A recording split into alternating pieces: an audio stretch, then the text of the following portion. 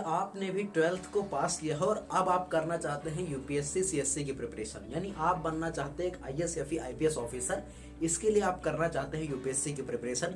तो आपको कैसे करना होगा 12th के बाद यूपीएससी की तैयारी, आज की इस वीडियो में हम लोग समझने वाले हैं।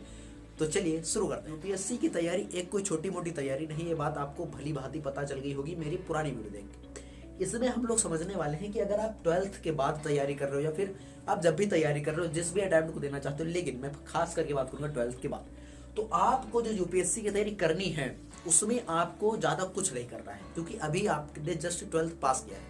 ठीक है, तो चलिए बात करते हैं। तो पहले आप जो मैं बात करने वाला हूँ, बहुत से बच्चे इसमें साइंस स्ट्रीम के होंगे, ठीक है, और बहुत से बच्चे इसमें होंगे जो है कॉमर्स के होंगे, ठीक है, बहुत से बच्चे कॉमर्स के भी हो सकते हैं और बहुत से बच्चे इसमें आर्ट साइड के भी हो सकते हैं। ठीक है, तो साइंस के हो, कॉमर्स के हो, आर्ट्स के हो, डजेंट मैटर, यहाँ पे कोई भी मतलब यहाँ पे नहीं रखता। आप चाहे जिस भी स्ट्रीम के हो, अगर आप यूपीएससी की तैयारी करना चाहते हो तो सबसे पहली जो इंपॉर्टेंट चीज है वो है आपका सिलेबस। वो क्या है? आपका सिलेबस। आपका जो सिलेबस है वो आपको पता होना चाहिए। आपको सिलेबस पे अभी से पकड़ बनानी होगी। देखिए, क्योंकि भैया पहले सिलेबस ही पता कर लो, बिल्कुल सिलेबस पता करो। ठीक है, सिलेबस पता करना कैसे होगा मैं इस पर एक वीडियो ला दूंगा, लेकिन सिलेबस के लिए जो है आपको जो है सर्च करना होगा कि यूपीएससी सिलेबस इन हिंदी या इंग्लिश, जो भी सर्च करना चाहते हो आपको पूरा सिलेबस मिल जाएगा। पीडीएफ आप डाउनलोड करके देख सकते हो, जो भी आपको देखना है।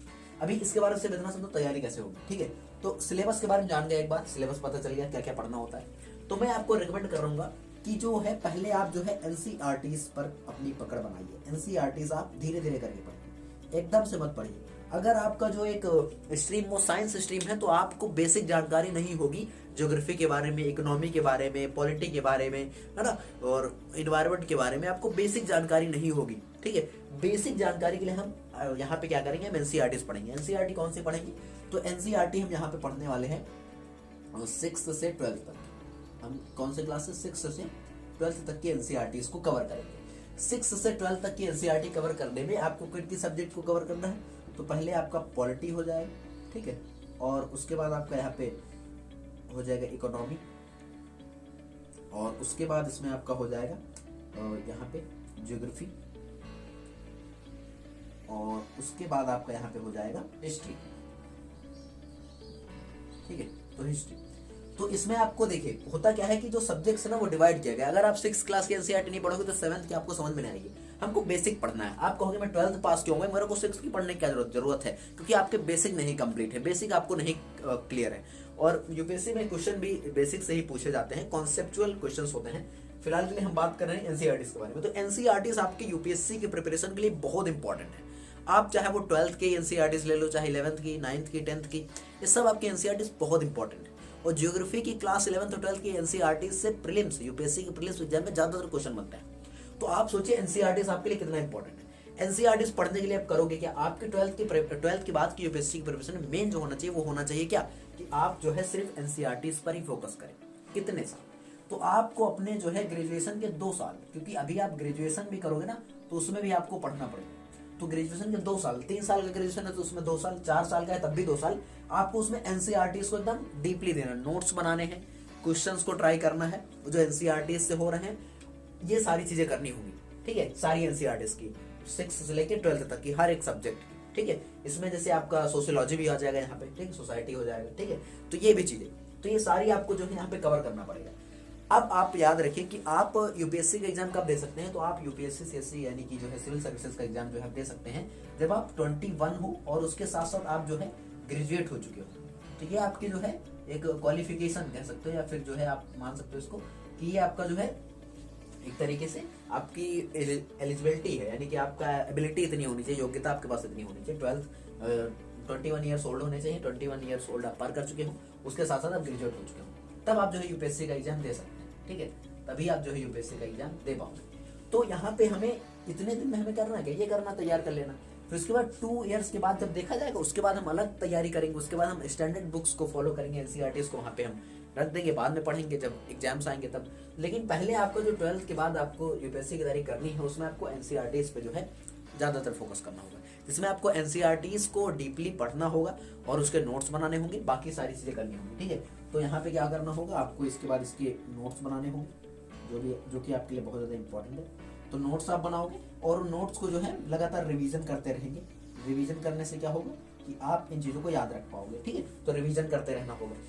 अब देखिए और क्या होता है, और हम जब 12th के बाद यूपीएससी की तैयारी कर रहे होंगे तो आपको याद रखना, आपको जल्दी नहीं मचानी है, क्योंकि यूपीएससी जो है वो लंबी रेस के घोड़े की तैयारी होती है ना। तो हमें एकदम, UPSC is not a sprint, है ना, इज अ मैराथन, है ना। इसमें लगातार भागना है, ठीक है। कोई छोटी बहुत रत्ती भर की दौड़ नहीं, इसमें आपको लगातार दौड़ते रहना, मैराथन है, लंबा दौड़ना है, ठीक है। तो आपको दौड़ते रहना है। तो ये बहुत लंबी प्रिपरेशन है, इसके लिए आपको टाइम चाहिए, और जितना आपका टाइम होगा ना उतना ही अच्छी आपकी प्रिपरेशन है और उतना अच्छा आप कर पाओगे।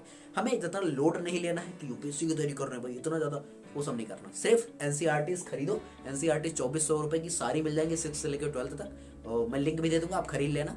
तो आप जो है वहां से खरीदोगे तो आपको आराम हो जाएगा कि आपको सारे एनसीईआरटी से एक एक करके पढ़ रहे हो, धीरे धीरे करके आराम आराम से हाईलाइट भी करते चल रहे हो, जो इंपॉर्टेंट चीजें उसको लिखते भी जा रहे हो। तो बाकायदा वो सारी चीजें आपको एकदम अच्छे से करते रहना है, ताकि आपको प्रिपरेशन में जो है एकदम स्मूथली आपकी चलती रहे। तो आपको ये करना होगा, एनसीईआरटी पे फायदा फोकस करना होगा। बेसिक जो है एनसीईआरटीज होती है, हमें एनसीईआरटीज पे ही फोकस करना है बेसिकली, जब आपको 12th के बाद प्रिपरेशन करनी है। और क्या इंपॉर्टेंट है, तो और मैं यहाँ पे रिकमेंड करना चाहूंगा कि अगर आपसे हो सके तो आप जो सिलेबस है ना, सिलेबस को कुछ ज्यादा एनालिसिस करिए, है ना।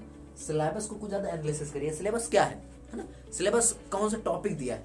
मान लो जैसे आपका जो जीएस पेपर 1 में होता है, आपका जो टॉपिक है आर्ट एंड कल्चर, ठीक है। अब आर्ट एंड कल्चर में जो आपका जो टॉपिक दिया गया है, इन सब टॉपिक को आप देखो। अब इसको आपको देखना पड़ेगा कि थोड़ा बहुत पढ़ते रहो, है ना, अलग अलग जगह से, कि इसमें क्या होता होगा, है ना, आर्ट एंड कल्चर में क्या पढ़ते होंगे, है ना, गवर्नेंस में क्या पढ़ते होंगे, है ना, इंडियन सोसाइटी में क्या पढ़ते होंगे, वो सारी चीजें पढ़ते रहो।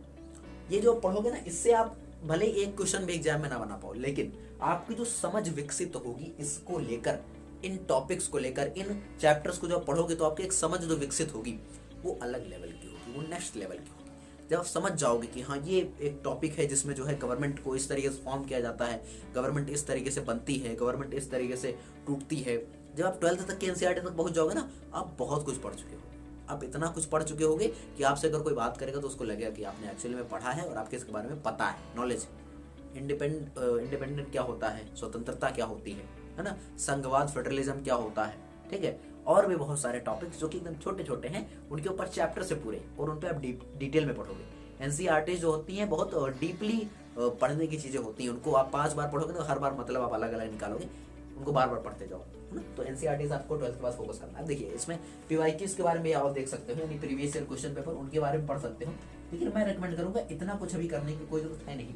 12th के बाद आपको 2 साल तक सिर्फ एनसीईआरटी से फोकस करना है ना। और उसके बाद जो 2 साल बचेगा उसमें आपको स्टैंडर्ड बुक को फॉलो करना है। स्टैंडर्ड बुक, इसके बुक्स के बारे में एक बार मैं बना दूंगा वीडियो, भाई जो टॉपर्स हैं उनके जो है वीडियो से देख के बना दूंगा, क्योंकि अभी मैंने तो तैयारी की है लेकिन मेरा अभी एग्जाम तो नहीं निकला है ना। तो मैं आपको जो रेकमेंड कर सकूँ कि हाँ यही बुक पढ़ो तो इससे हो जाएगा। हाँ बेस्ट बुक है, जो टॉपर्स बताते हैं कि यही बुक होती है, तो मैं आपको बता दूंगा। फिलहाल के लिए स्टैंडर्ड बुक आप फॉलो करोगे बाद में, अभी आपको 2 साल सिर्फ एनसीईआरटी पढ़ना है, जाके खूब कस के, है ना, बार बार। क्योंकि अभी आप ग्रेजुएट करोगे, ग्रेजुएट में चाहे बीए करो, बीएससी करो, या फिर जो है आप बीटेक करो, यानी इंजीनियरिंग आईआईटी करो, या फिर नीट की तैयारी करो। बहुत से बच्चे होते हैं नीट डॉक्टर बन के उसके बाद भी यूपीएससी की तैयारी, उनके मन में चला करता कि हम इसको तो कर रहे हैं लेकिन इसके साथ साथ बाद में ये क्लियर हो जाएगा तो यूपीएससी की तैयारी करेंगे जॉब के साथ साथ। तो अभी आप कर सकते हो ये चीजें। और कुछ बच्चे होते हैं जो डायरेक्ट सोच के चलते हैं कि मुझे 12th के बाद डायरेक्ट करना है, कुछ नहीं सोचना है, बीए करूंगा, बीएससी करूंगा, बस यूपीएससी की तैयारी करूंगा। तो उनके लिए खासकर वीडियो से। तो आई होप आपको ये समझ में आया होगा जो मैंने बताया करना क्या है। अगर आपको समझ में आया तो प्लीज वीडियो को लाइक करना।